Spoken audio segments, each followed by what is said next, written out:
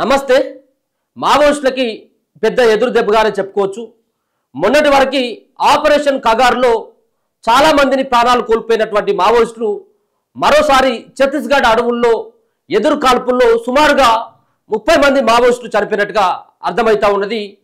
ఒక పక్కన ఛత్తీస్గఢ్ అడవుల్లో కేంద్ర బలగాలు వెనక్కి వచ్చినప్పటికీ ఆపరేషన్ కగార్ని తాత్కాలికంగా కొంత వాయిదా వేసుకున్నప్పటికీ కేంద్ర బలగాలు ఆ సంబంధించినటువంటి అడవులకు వెళ్ళి బయటకు వచ్చినప్పటికీ కొంత అక్కడ ఉన్నటువంటి ఛత్తీస్గఢ్ పోలీసులు కావచ్చు కొంతమంది బలగాలతోటి ఇంకా కుమ్మింగ్ నడుస్తున్నట్టుగానే మనకు అర్థమవుతా ఉంది.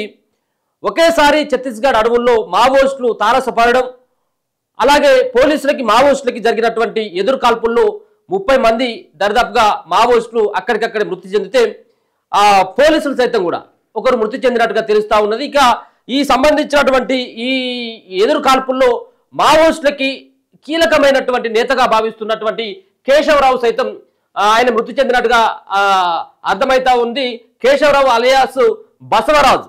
సో ఈయన గతంలో చాలా సంబంధించినటువంటి మావోయిస్టులు జరిపినటువంటి ఆపరేషన్లో కీలకమైనటువంటి వ్యక్తిగా చెప్తా ఉంటారు. 2010లో ఒడిశాలో 76 మంది ఒకటేసారి సిఆర్పిఎఫ్ జవాన్లు చనిపోయినటువంటి ఘటనలో ప్రధానమైనటువంటి సూత్రధారి. మావోయిస్టులకి చాలా సుపరిచితుడు ఆయన. మరి ఛత్తీస్గఢ్కు సంబంధించినటువంటి ఈ కాల్పుల్లో ఆయన చనిపోయినట్టుగా తెలుస్తా ఉన్నది. ఆయన పైన 1.5 కోటి రివార్డు ఉందట. 1.5 కోటి రూపాయల రివార్డు ప్రకటించింది. అంటే దాదాపుగా మావోయిస్టులకు కొంతమందికి 5 లక్షల రివార్డు, 8 లక్షలు, 10 లక్షలు. ఇక అంటే వాళ్ళ సంబంధించినటువంటి సీనియారిటీని బట్టి కావచ్చు, వాళ్ళు మోస్ట్ వాంటెడ్గా ఎవరైతే ఉంటారో వాళ్ళ పైన రివార్డులు ఎక్కువ మొత్తంలో ఉంటాయి.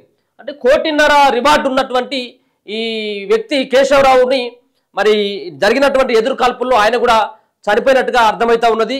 ఏదేమైనప్పటికీ ఇటీవల కాలంలో కేంద్ర ప్రభుత్వాలు సూచిస్తూ ఉన్నాయి, మావోయిస్టులు అడుగు బాట వదిలేసి మీరు ప్రజాక్షేత్రంలోకి రండి, మీరు జనజీవన స్రవంతిలో కలవండి అని చెప్పేసి ఒక పక్కన సూచన చేస్తూ ఉన్నారు. మరో పక్కన చర్చలు జరపాలంటూ మావోయిస్టులు లేఖల మీద లేఖలు విడుదల చేస్తున్నప్పటికీ ఎక్కడికైనా మావోయిస్టులను అంతం చేయడమే లక్ష్యంగా కేంద్రం సిద్ధమైంది. దానికోసమే ఆపరేషన్ కగార్ని తీసుకురావడం జరిగింది. మార్చి చివరికల్లా మేము మావోయిస్టులు లేనటువంటి దేశం తయారు చేస్తామని ఏదైతే అమిత్ షా చెప్పిండో దానికి అనుగుణంగానే కాల్పులు అవుతా ఉన్నాయి. ఎక్కువ మొత్తంలో ఛత్తీస్గఢ్ సంబంధించిన అడవి ప్రాంతంలో, ఛత్తీస్గఢ్ అంటే ఇక్కడ మనకు కూడా తెలంగాణ సంబంధించినటువంటి బార్డర్లో ఛత్తీస్గఢ్ సంబంధించిన బార్డర్లో ఉన్నటువంటి అడవి ప్రాంతంలో పెద్ద మొత్తంలో ఆ సంబంధించినటువంటి ప్రాంతంలోనే మావోయిస్టులకి తలదాచుకోవడానికి అనువైనటువంటి ప్లేస్. వాళ్ళు సేఫ్ జోన్గా వాళ్ళు భావిస్తున్నటువంటి ఏవైతే ఆ అడవులు ఉన్నాయో ఆ అడవుల్లో ఇప్పటికే పోలీసులు సైతం జల్లెడబడతా ఉన్నారు. మరి జల్లెడబడుతున్నటువంటి సందర్భంలో మావోయిస్టులకు సంబంధించినటువంటి కదలికల పైన నిఘా పెడతా ఉన్నారు. ఒక పక్కన పెరిగినటువంటి టెక్నాలజీకి అనుగుణంగా ఒక పక్కన హెలికాప్టర్లతో సెర్చ్ చేస్తూ ఉన్నారు, డ్రోన్ కెమెరాలతో కూడా వాళ్ళ యొక్క అడుగుజాడలను కనుక్కున్నటువంటి ప్రయత్నం చేస్తూ ఉన్నారు. మావోయిస్టుకు సంబంధించినటువంటి ఎక్కడ తలదాచుకుంటున్నారు, ఏ గుహలో ఉంటా ఉన్నారు, ఏ సందులో ఉంటున్నారు అనేది ప్రతి అణువణువు సైతం వాళ్ళు క్షుణ్ణంగా పరిశీలిస్తున్నటువంటి ఆ సందర్భం కనబడతా ఉంది. మరో పక్కన ఈ రోజు జరిగినటువంటి ఈ సోదరులలో ముఖ్యంగా అటవీ ప్రాంతంలో పోలీసులకి ఎదురుపడ్డటువంటి మావోయిస్టులకి అలాగే పోలీసులకు మధ్యలో జరిగినటువంటి ఈ కాల్పుల్లో మరి కీలకమైనటువంటి వ్యక్తులు సుమారుగా 30 మంది మొత్తానికి మావోయిస్టులు చనిపోయినట్టుగా తెలుస్తా ఉంది. దానికి సంబంధించినటువంటి వార్తను కూడా చూసుకోవచ్చు. భారీ ఎన్కౌంటర్ ఎక్కడ మాడ్ అడవుల్లో మరో భారీ ఎన్కౌంటర్. 28 మంది మావోయిస్టులు మృతుల్లో ప్రధాన కార్యదర్శి నంబాల కేశవరావు అలియాస్ బసవరాజ్.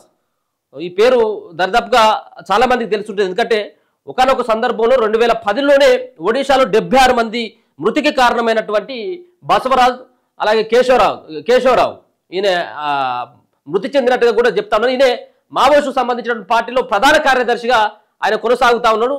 హోరాహోరీగా కొనసాగుతున్న ఎదురు కాల్పులు ఇంకా కూడా కాల్పులు జరుగుతున్నట్టుగా తెలుస్తా ఉన్నది. మృతుల సంఖ్య ఇంకా పెరిగేటువంటి అవకాశం ఉన్నట్టుగా తెలుస్తుంది. అఫీషియల్ గా 30 అని తెలుస్తా ఉన్నది. ఇంకా కూడా పెరిగేటువంటి అవకాశం. అంటే ఇది ఒక భారీ ఎన్కౌంటర్ అని చెప్పుకోవచ్చు. మావోయిస్టులకి పెద్ద మొత్తంలో ఒకేసారి 30 మంది, మొన్ననేమో 26 మంది చనిపోయినట్టుగా ఉన్నది. ఇది ఇంకో పెద్ద దెబ్బగానే చెప్పుకోవచ్చు.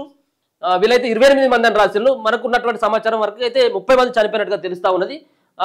హోరాహోరీగా కొనసాగుతున్న ఎదురు కాల్పులు మరణాల సంఖ్య పెరిగే అవకాశం.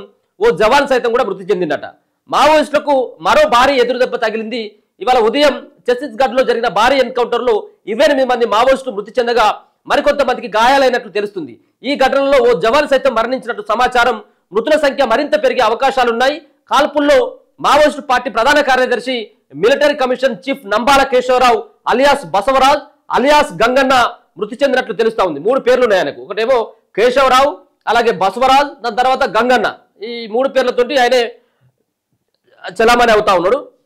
నారాయణపూర్ జిల్లా మాడ్ ప్రాంతంలో మావోయిస్టు పార్టీ ముఖ్య నేతలతో నంబాల కేశవరావు సమావేశం అయ్యారన్న పక్కా సమాచారంతో నారాయణపూర్, దంతెవాడ, బీజాపూర్, కొండగావ్ జిల్లాలకు చెందిన డిస్ట్రిక్ట్ రిజర్వ్ గార్డ్ బలాలు భారీ ఎత్తున కుమ్మింగ్ చేపట్టాయి. సో ముఖ్యంగా 30 మంది ఒకే చోట మృతి చెందడం అంటే ఇది పక్కా ఉన్నటువంటి సమాచారం మేరకు బలగాలంతా కూడా చుట్టుముట్టి కాల్పులు జరిపారు. ఎందుకంటే సమావేశం అయ్యేందుకు మావోయిస్టులకు సంబంధించినటువంటి వాళ్ళ యొక్క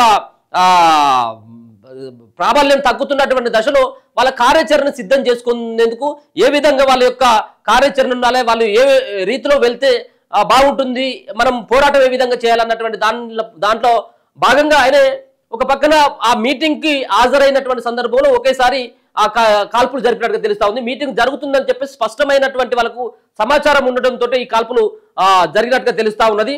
దాంట్లో నారాయణపూర్ తో పాటు దంతెవాడ, బీజాపూర్, కొండగావ్ జిల్లాలకు చెందినటువంటి డిస్ట్రిక్ట్ రిజర్వ్ గార్డు బలగాలు కూడా భారీ ఎత్తున కుంబింగ్ చేపట్టినాయి. ఈ క్రమంలో భద్రతా బలగాలకు మావోయిస్టులకు మధ్య భీకర ఎదురు కాల్పులు జరిగాయి. ఈ విషయాన్ని నారాయణపూర్ ఎస్పీ ప్రభాత్ కుమార్ ధృవీకరించారు. ప్రస్తుతం కాల్పులు కొనసాగుతున్నాయి.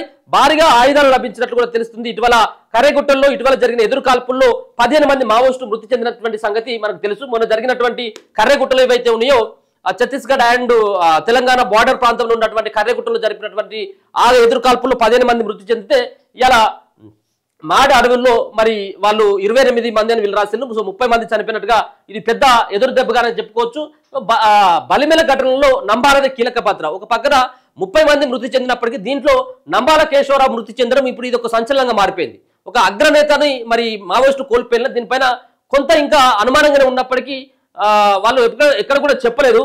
సంబంధించినటువంటి అక్కడ ఉన్నటువంటి ఎస్పీ ప్రభాత్ కుమార్ నంబాల కేశవరావు చనిపోయినట్టుగానైతే ఎక్కడైతే చెప్పలేదు, కానీ ఆయన చనిపోయినట్టుగానైతే తెలుస్తా ఉన్నది. ఈ యొక్క ఎదురుకాల్పుల్లో పీపుల్స్ వార్ పార్టీ వ్యవస్థాపకుల్లో ఒకరైన నంబాల కేశవరావు ఆంధ్రప్రదేశ్లోని శ్రీకాకుళం జిల్లా జియన్నపేట గ్రామంలో జన్మించారు. వరంగల్ ఆర్ఈసీలో బీటెక్ పూర్తి చేశారు. ఎంటెక్ చదువుతున్న సమయంలో ఆయన పీపుల్స్ వార్ సిద్ధాంతాల పట్ల ఆకర్షితుడయ్యారు. 1970 నుంచి మావోయిస్టు కార్యకలాపాల్లో చురుకుగా పాల్గొన్న ఆయన 2018లో గణపతి రాజీనామాతో మావోయిస్టు పార్టీ జాతీయ ప్రధాన కార్యదర్శిగా బాధ్యతలు చేపట్టారు. Maoist central military operation chief గాను వ్యవహరిస్తున్నారు. గెరిల్లా యుద్ధ వ్యూహ రచన, ఐఈడీల వినియోగంలో దిట్టాట ఆయనకు అట్లాంటి పేరున్నదట. 2010లో ఒడిశాలో 76 మంది సిఆర్పిఎఫ్ జవాన్ల మృతి చెందిన బలిమెల ఘటనకు నంబాలే సూత్రధారి. ఆయనపై 1.5 కోటి రివార్డు కూడా ఉన్నదట. సో ఆయన 2010లో జరిగినటువంటి ఒడిశాలో జరిగినటువంటి సిఆర్పిఎఫ్ సంబంధించిన బలగాలని 76 మంది మట్టు పెట్టడంలో ఆయన ఒక కీలక పాత్ర ఉన్నదట. మరో పక్కన గెరిల్లా యుద్ధ వ్యూహ రచనతో పాటు ఐఈడీల వినియోగం, అంటే బాంబులకు సంబంధించిన ఐఈడి వినియోగాలు ఏవైతే ఉన్నాయో ఆయనకు తెలిసినందుకు ఇంకెవరు తెలియదు. దాంట్లో ఆయన దిట్ట అని చెప్పేసి తెలుస్తా ఉన్నది. మరి మొత్తానికైతే ఆ కీలకమైనటువంటి నేత 76 మందిని ఆ రోజు ఒడిశాలో జరిగినటువంటి ఆ బాంబు పేలుకు సంబంధించినటువంటి దాంట్లో సిఆర్పిఎఫ్ జవాన్లు చనిపోవడంలో కీలకమైనటువంటి మావోయిస్టుల తరపున కీలకమైనటువంటి పాత్ర పోషించినటువంటి అంబాల కేశవరావు సైతం కూడా ఈ భారీ ఎన్కౌంటర్ లో చనిపోయినట్టుగా తెలుస్తా ఉంది. ఇది ఒక పెద్ద ఎదురు దెబ్బగానే చెప్పుకోవచ్చు. మావోయిస్టులకి ఇంకా కాల్పులు జరుగుతున్నట్టుగా తెలుస్తా ఉన్నాయి. అఫీషియల్ గా మరి ఇంకా ఎంతమంది చనిపోయారని చెప్పేసి ఎస్పీ ప్రకటిస్తారనేది కూడా చూడాలి. ఇది ఒక పక్కన ఛత్తీస్గఢ్ అడవి ప్రాంతంలో జరుగుతూ ఉన్నాయి. మిగతా సంబంధించిన కొన్ని ప్రాంతంలో మావోయిస్టులకు సంబంధించినటువంటి అడుగుజాడల్ని తెలుసుకున్నటువంటి పోలీసులు కావచ్చు, బలగాలు, సిఆర్పిఎఫ్ సంబంధించిన బలగాలు ఆ దిశగా ప్రయత్నం చేస్తూ ఉన్నాయి. మావోయిస్టులకు సంబంధించినటువంటి సమాచారం పక్కాగా అందినటువంటి సంబంధించినటువంటి ఈ యొక్క అంశంలో పక్కాగా సమాచారం అంది. దాంతో మావోయిస్టులు చర్చలు జరుపుకోవడమో లేకపోతే మీటింగ్ జరుగుతున్నటువంటి సందర్భంలో ఒకేసారి 4 జిల్లాలకు సంబంధించినటువంటి వాళ్ళు డిస్ట్రిక్ట్ రిజర్వ్ గార్డు బలగాలు సంబంధించినటువంటి అటవీ ప్రాంతంలోకి వెళ్ళి ఇది